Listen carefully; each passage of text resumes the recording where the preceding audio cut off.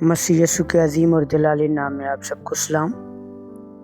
میں quite time کے بارے میں شیئر کرنا چاہوں گا، اور ہمارے لیے آج کا حوالہ ہے عبرانیوں کا خط، اس کا 9 باب، اس کی 27 اور 28 آیت۔ اور جس طرح آدمیوں کے لیے ایک بار مرنا اور اس کے بعد عدالت کا ہونا مقرر ہے، اسی طرح مسیح بھی ایک بار بہت لوگوں کے گناہ اٹھانے کے لیے قربان ہو کر دوسری بار بغیر گناہ کے نجات کے لیے ان کو دکھائی دے گا جو اس کی راہ دیکھتے ہیں۔ اس حوالے میں بیان کیا گیا ہے کہ جس طرح انسان کا ایک بار مرنا ہے اور اس کی عدالت کا ہونا ضرور ہے، تو اسی طرح یسوع مسیح کے بارے میں بھی بیان کیا گیا ہے کہ یسوع مسیح نے ایک بار اپنی صلیب پر جان دی اور تمام دنیا کے لوگوں کے گناہوں کو اٹھا لیا اور ان کو معافی دی، ان کو نجات دی۔ اور قرآن یسوع مسیح کے بارے میں یہ بھی لکھا ہے کہ وہ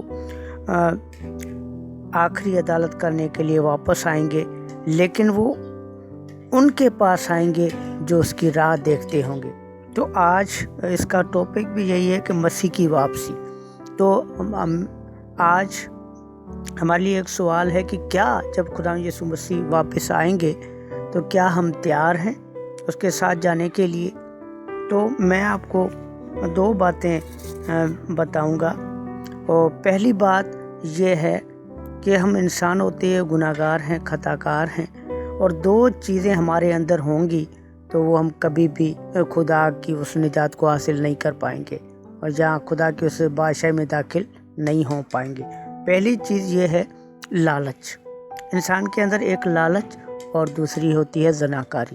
یہ انسان کے اندر بے تحاشا ہوتی ہے، اور بار بار انسان خطا کر جاتا ہے، گناہ کر جاتا ہے، اور لالچ کے تحت ہر انسان پیسے کی ہر انسان کو ضرورت پڑتی ہے، لیکن ہر انسان کسی نہ کسی طریقے سے اپنے آپ کو بہتر بنانے کی کوشش کرتا ہے، اپنے گھرانے کو بہتر بنانے کی کوشش کرتا ہے، اپنے بچوں کو اعلیٰ تعلیم دینے کی کوشش کرتا ہے، اپنے گھر کو، اپنے کاروبار کو، اپنے بزنس کو بڑھانے کی کوشش کرتا ہے۔ لیکن خدا نے اپنے کلام میں بیان کیا تھا کہ امیر کا خدا کی بادشاہی میں داخل ہونا کتنا مشکل ہے، جتنا کہ اونٹ کا سوئی کے ناکے میں سے گزرنا۔ تو یہاں پر امیر لوگ خدا کی بادشاہی میں داخل نہیں ہو پائیں گے، کیونکہ وہ لالچ رکھتے ہیں زندگی کے اندر۔